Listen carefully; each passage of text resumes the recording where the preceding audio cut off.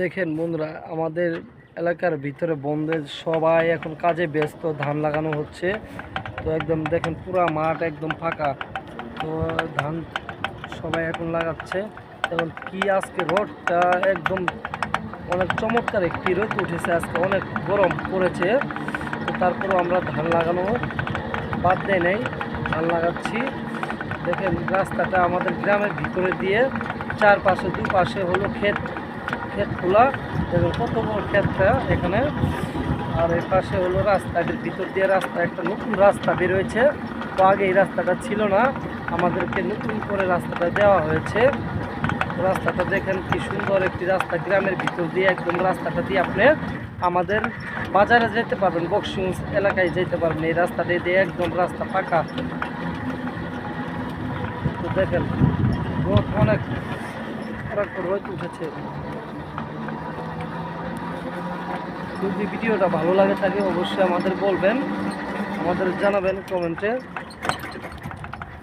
তো আমি ছোটো মোটো একটা যোগ করি, যোগের পাশাপাশি সময় পেলে ভিডিও তৈরি করি।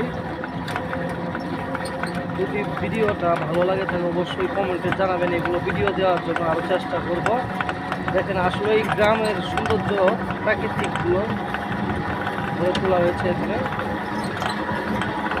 দেখেন ধান চাষ করা হচ্ছে, ক্ষেত লাগাবে এভাবে। দেখেন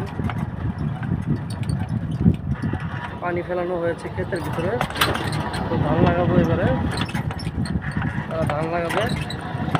তো আশেপাশে দেখেন অনেকগুলো কচু গাছ দেখতে পাচ্ছেন আপনারা, কি সুন্দর এক সিরিয়ালের কচু গাছ রয়েছে রাস্তার পাশ দিয়ে।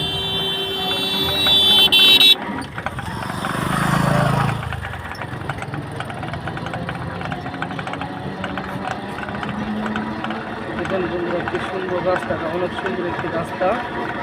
তো আমার একটা পরিচিত ভাই মোটর সাইকেলে সাইড দিলাম, চলে গেল। আর যদি ভিডিওটা আপনাদের ভালো লাগে থাকে অবশ্যই বলবেন, কমেন্টে জানাবেন, আমি এগুলো ভিডিও দেওয়ার জন্য চেষ্টা করব।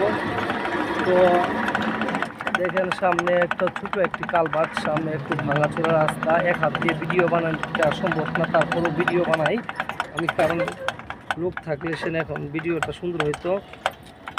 আমাকে বলবেন ভিডিওটা কেমন হয়েছে। তো বন্ধুরা ধন্যবাদ সবাইকে, আমার পক্ষ থেকে অসংখ্য অসংখ্য ধন্যবাদ। আপনাদেরকে গ্রাম ঘুরে ঘুরে দেখালাম গাড়ি দিয়ে। যদি ভালো লাগে থাকে অবশ্যই বলবেন। আসসালামু আলাইকুম, সবাই ভালো থাকবেন। দোয়া ও শুভকামনা রইল সকলের প্রতি।